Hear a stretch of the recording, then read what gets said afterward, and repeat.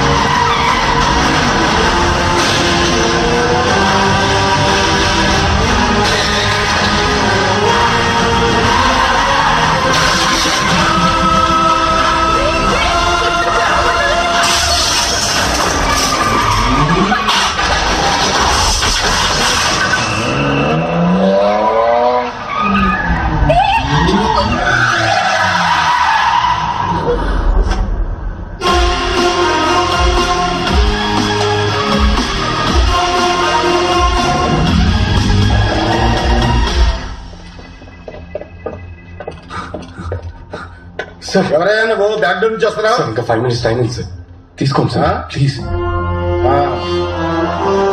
Aadhaar card page లో ఉంది sir. స్థానికుడు సంతకాలు 8th పేజ్ లో ఉంది sir. Documents okay. Thank you sir. ఎందుకే ఫోటో తీస్తున్నావు? అందుకనే సేఫ్టీకి సార్. Smile please. ఒక మంచి పౌరుడిగా నేను ప్రజాసేవని న్యాయంగా చేస్తానని ప్రతిజ్ఞ చేస్తున్నా. ఇలా చూడు, పైన కిందకి తెచ్చావు, ఇక్కడి నుంచి పాతాళంలోకి తొక్కేస్తాం. నేను ఒకటి చెప్పనా? ఏంటి? ఒకటి ముందుకు వస్తే ఇంకోటి వెనక్కి వెళ్తుంది. ఏంటది?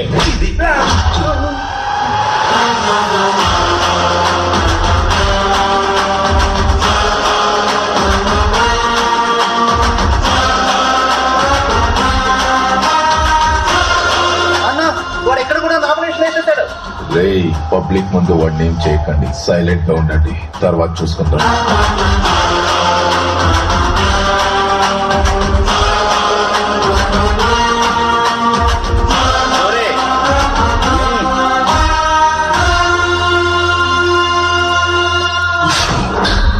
అన్నా, కన్నా వాడిని పొడి చేశాడు. నువ్వు సావవుతామే, లేబర్కి తగలకుండా పొడిచిన. నువ్వు ఎమ్మెల్యే కావడానికి ఇదొక ప్లస్ పాయింట్. నాకు రాజకీయం తెలియదు, నేను ఒక రౌడీనని అన్నాడు వాడు. రాజకీయ నాయకులు పుట్టేదే రౌడీల వల్ల అని మర్చిపోయినాడు. నేను జైలుకు పోతా, నువ్వు రెడీ అయి అసెంబ్లీకి పో. ఆల్ ద బెస్ట్ అమ్మే.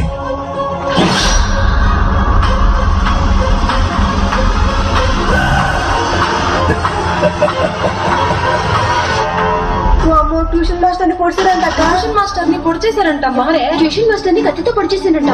కానీ ఎమ్మెల్యేకి పోటీ చేస్తుంది కదా, గట్టిగా పొడిచింది. అయ్యో, మన ఓట్లు ట్యూషన్ మాస్టర్ కి వేద్దాం. రాష్ట్ర శాసనసభ ఎన్నికలకు నామినేషన్ వేయడానికి ఈ రోజు చివరి రోజు కావడంతో మల్కాజ్గిరి మరియు మేడ్చల్ నియోజకవర్గం నుండి నామినేషన్ వేయడానికి వచ్చిన ఇండిపెండెంట్ అభ్యర్థి విజయరాఘవన్ ని రూలింగ్ పార్టీ అభ్యర్థులు కొందరు కత్తితో పొడిచి చంపబోయారు. వాడిని అలాగే వదిలేసుంటే ఒక కాన్స్టిట్యున్సీలోనే నిల్చునేవాడు. ఇప్పుడు 2 కాన్స్టిట్యున్సీల్లో నిల్చున్నాడు. క్యాండిడేట్ అయ్యాక వాడిని పొడిచారు. ఇప్పుడు మీడియా మన పార్టీని వదులుతుందా? ఎలక్షన్ టైం, రిజల్ట్స్ వచ్చే వరకు కొంచెం తగ్గుండు. ఎలక్షన్ రిజల్ట్ వచ్చే వరకే వాడు ప్రాణాలతో ఉంటాడు. సీఎం గారు మీరు భయపడకండి. రాష్ట్ర అసెంబ్లీలో గల 119 నియోజకవర్గ స్థానాలకు ఈ రోజు తెల్లవారుజాము నుండి పోలింగ్ మొదలైంది. ప్రజలు ఎంతో ఉత్సాహంగా తమ ఓటు హక్కును వినియోగించుకుంటున్నారు. ఈ రోజు సాయంత్రానికి 70 నుంచి 75% ఓటింగ్ నమోదు కావచ్చని ఓ అంచనా. ఈ శాసనసభ ఎన్నికల ఫలితాలను కౌంటింగ్ అనంతరం వచ్చే వారం వెల్లడిస్తామని ఈసీ తెలియజేశారు. ఏ అరుణ్ కుమారి, నీ కొడుకు ఎక్కడ దాక్కున్నాడు? మీ ఇద్దరిని లేపేయమని ఆర్డర్. వేరే వాళ్ళకి అప్పు చెప్తే సగంలో వదిలేస్తారని నేనే వచ్చా.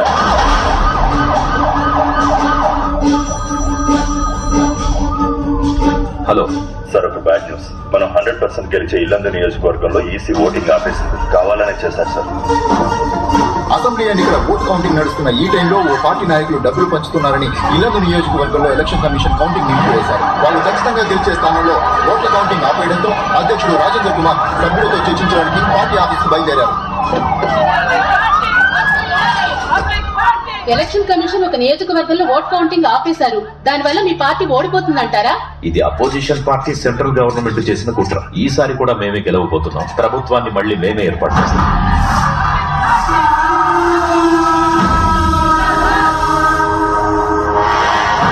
షాద్నగర్, ధర్మపురి, కొత్తగూడ నగరికల్లో 13 సీట్లలో వెనుకంజలో ఉన్నాయి సార్. కౌంటింగ్ స్టాటిస్టిక్స్ లో 2 పార్టీలు ఈక్వల్ సీట్స్ గెలుస్తారని సార్. ఈ కాకమ్మ కథలు నాతో చెప్పొద్దు. లీగాలిటీస్ నాకు తెలుసు. స్టే ఆర్డర్ ఏమైంది? క్యాన్సిల్ అవుతుందా లేదా? ఏంటి బాగానే వెళ్తుందిగా? ఇప్పటిదాకా బానే వెళ్ళింది, కానీ 25 నియోజకవర్గాల్లో అపోజిషన్ వాళ్ళకి ఓట్లు ఎక్కువ వచ్చాయి. ఇదే కంటిన్యూ అయితే ఆ 25 ప్లేసెస్ లో వాళ్ళ క్యాండిడేట్స్ గెలుస్తారు. మనకి 100 సీట్లు వస్తాయనుకున్నాం, కానీ ఇద్దరికి సేమ్ వచ్చేలా ఉన్నాయి. ఇద్దరికి సేమ్ సీట్స్ వస్తాయి. గవర్నమెంట్ ఎవరూ ఫామ్ చేయలేరు. మనం 58 లీడ్లో ఉన్నాం, వాళ్ళు 58 లీడ్లో ఉన్నారు. ఒక నియోజకవర్గంలో కౌంటింగ్ ఆపేశారు. ఇప్పుడు మిగతా 2 చోట్ల గెలిచిన వాళ్ళ సపోర్ట్ మనకు కావాలి. అప్పుడే మనం గవర్నమెంట్ ని ఫామ్ చేయగలం. వెంటనే ఆ గెలిచే ఇద్దరిని మన వైపుకి తెచ్చుకోవాలి. ఎవరు వాళ్ళు? విజయ్ రాఘవన్.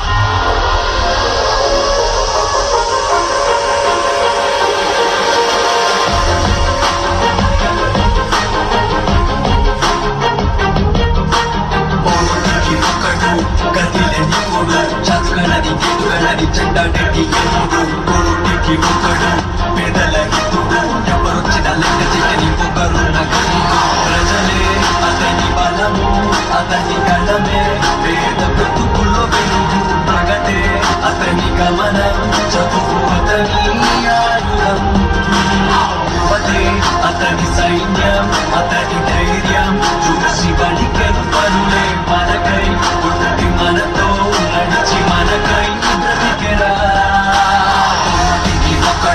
గత వారం జరిగిన తెలంగాణ రాష్ట్ర శాసనసభ ఎన్నికలకు ఉత్కంఠంగా జరుగుతున్న కౌంటింగ్ లో ఇండిపెండెంట్ గా పోటీ చేసిన 145వ ward ex corporator Vijaya Raghavan తను పోటీ చేసిన 2 స్థానాలలోనూ ముందంజలో ఉన్నారు. విజయ రాఘవన్ తో పోటీ పడుతున్న 2 పార్టీల ప్రత్యర్థులకు కనీసం డిపాజిట్లు కూడా రావడం లేదంటే విజయ రాఘవన్ కి ప్రజలలో ఆదరణ ఎలా ఉందన్నది మనకు అర్థమవుతుంది. ఎలక్షన్స్ లో పోటీ చేస్తున్న 2 పెద్ద పార్టీలు మెజారిటీని సాధించలేకపోతున్నాయి. సూర్యుడు వచ్చేట మీరు కూర్చుంటారా? అయోమయానికి ఇంచుమించు విజయాన్ని ఖరారు చేసుకున్న విజయ రాఘవన్ ఇప్పుడు ఏ పార్టీకి తన మద్దతిస్తాడన్నది మనం వేచి చూడాలి. మనం అతన్ని కన్విన్స్ చేసే లోపే అపోజిషన్ వాళ్ళు కన్విన్స్ చేయడానికి ట్రై చేశారేమో. ఒకసారి మన వాళ్ళతో ఫోన్ చేయించి చెక్ చేయొచ్చు. సార్, విజయ రాఘవన్ కి ఫోన్ ట్రై చేస్తున్నారు సార్.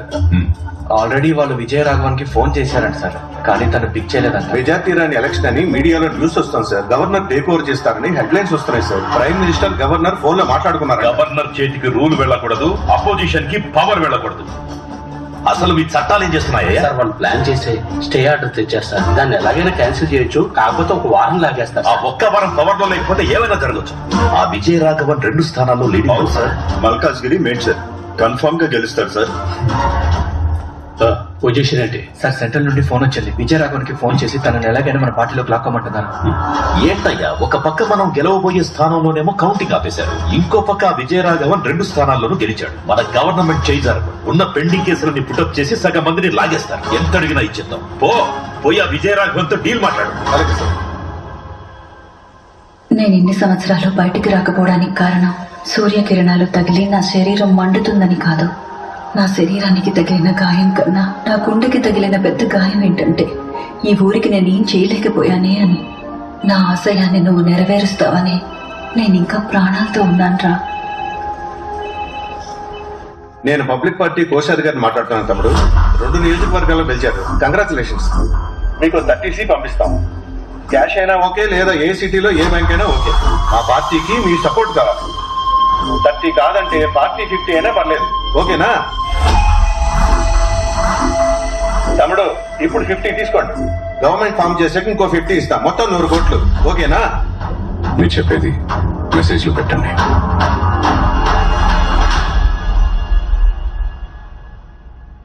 ఫార్మల్ గా మెసేజ్ పెట్టమంటున్నాడు సీఎం గారు.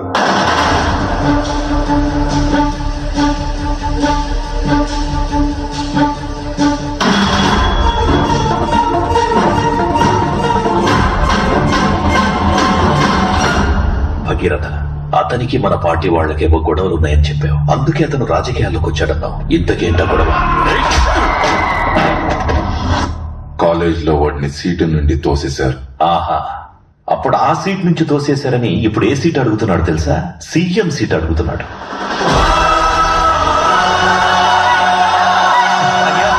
ఎవరిలో చేయడం ఏంటయ్యా?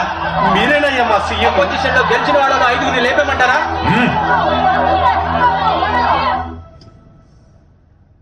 కౌంటింగ్ స్టాప్ చేసిన ఆ కాన్స్టిట్యున్సీలో మనమే గెలుస్తాం. కానీ ఆ స్టే ఆర్డర్ ని క్యాన్సిల్ చేయించి కౌంటింగ్ చేసే టైంకి మన గవర్నమెంటే ఉండాలి. గవర్నర్ రూల్ ఉంటే రిజల్ట్ ఎలాగైనా మార్చేస్తారు. అప్పటి వరకు 1 వీక్ 10 డేస్ పవర్ మన దగ్గరే ఉండాలి. నేను సీఎం అవ్వడం ముఖ్యం కాదు, గవర్నమెంట్ మనం ఫామ్ చేయడమే ముఖ్యం. ఏం మాట్లాడుతున్నారు సార్?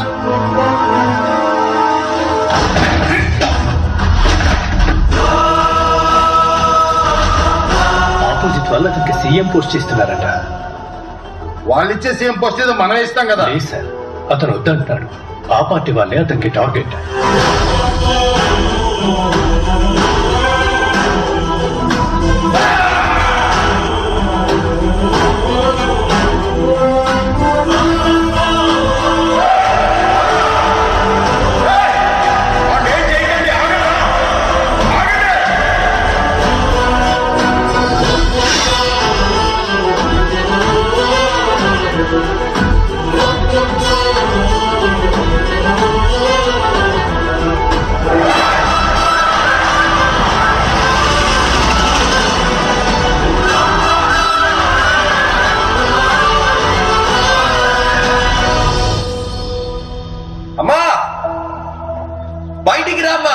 ఒరే రాఘవ, అమ్మ కోసం ఒక పని చేస్తావా? ఏంటమ్మా?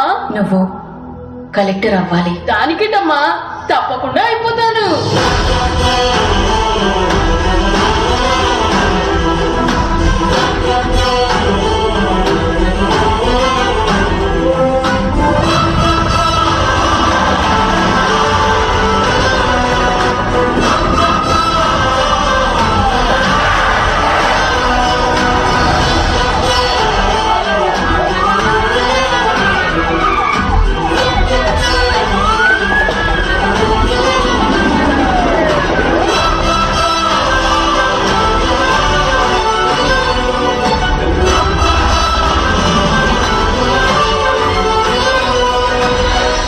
చేసిన తప్పులన్నిటికీ ఈ రోజు ముగింపు దొరకపోతుంది.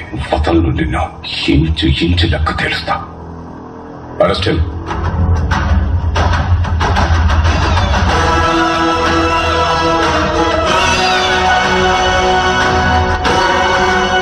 అతనికి ఏ అథారిటీ ఇవ్వం. అతను ఒక డమ్మీ సీఎం లా పెట్టుకుంటాం. అతనికి ఏ సైన్ పవర్ ఉండదు, ఏ అప్రూవల్ అతని దగ్గర ఉండదు. మంచి ఆకలి మీదున్న సింహాల మధ్య చిక్కుకున్న జింకలా ఉండాలి వాడు. వాడి అవసరం తీరిపోగానే నువ్వు వాడిని ఏమైనా చేసుకో. వాళ్ళ అమ్మ కూడా ఒకప్పుడు మన పార్టీ అంటగా. ఏదో ఇండిపెండెంట్ గా గెలిచాడని చెప్పకుండా అమ్మ కొడుకులిద్దరూ మా పార్టీయే రెబల్స్ గా గెలిచి తిరిగి వచ్చారని న్యూస్ ఇవ్వండి.